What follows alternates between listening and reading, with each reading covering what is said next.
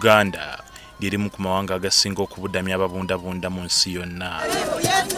Bangi ku babundabunda bano bagenda okuva mu maka gaabwe nga bafiiriddwako ebyabwe byonna. Eki kifuula ekizibu okutandika obulamu wano, so nga ne bwe bandiyagadde okufuna looni mu bitongole ebiwola ensimbi tebalina kye basingayo.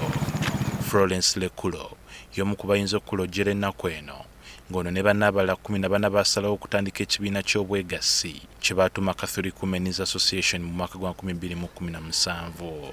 Bwe batyo baatandikanga n'okutereka emitwalo 2 buli wiiki olwo nga ku nkomerero y'omwezi lwe bazisuubulamu ebyennyanja ebikalu n'ekigendererwa eky'okwekulaakulanya. We now started to dry it here where there is many road near. Kyokka newankubadde nga baali bafuba olw'ensimbi entono ezisondebwa babadde nga bakotokera obusa.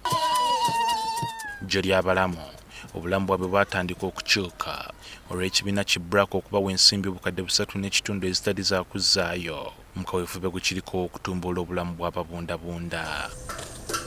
Lekulu ne banne kati batunuulira kyakugaziya bizinensi yaabwe nga kati baatandise n'okwekalirira ebyennyanja bye batunda mpozi n'okwongera ku bungi bwabyo. And the challenge we are having here is the transport, whereby we are looking forward if there is any assistance from certain NGO or what, we want to have raksa to increase our business. Sibe bokka wabula waliwo ne Monica Adiri ng'ono ne banne ensimbi basazeewo okuzirunda mu mbuzi. We want to develop ourselves so that in future also we can borrow money from the bank so that we help ourselves to develop. Abalala bo basazeewo okutandika kulunda nkoko so nga waliwo n'abatandise akatale akatunda ebintu bya bulijjo. We are giving in fact 50-50 in from BRAC Uganda, because the financial service that you give to refugees is the same services that you give also to the host community. The challenges is sometimes, selling, because some of the products are common. Maybe if we are two competitors business, that is the challenges. Martin Okwi ng'ono yakwanaganya enteekateeka eno ku lwa BRAC Uganda akkiriza nti enteekateeka ekikula kino y'engeri yokka ababundabunda gye bajja okusobola okwetengerera mu byenfuna nga tebeesigamye ku bavujirizi. Where we believe this money can support this group to boost their income at the household level within the groups. But we also intend to raise it further.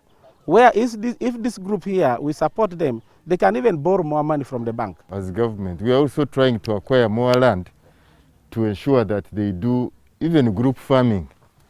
Yeah, there is a pilot already that is successful.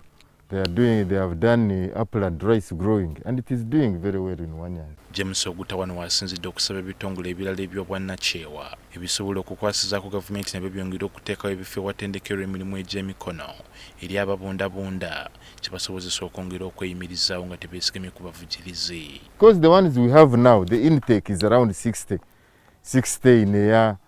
No, that is too small. Enkambi eno eya Arua erina zooni 7 omuli Ofuwa, Omugo, Ocheya, Odubo, Siripi, Tika ne Eden n'ababundabunda abaliyo emitwalo 15.5 nga bano okusinga baggwanga lya Sudan ey'amaserengeta ne DRC Congo.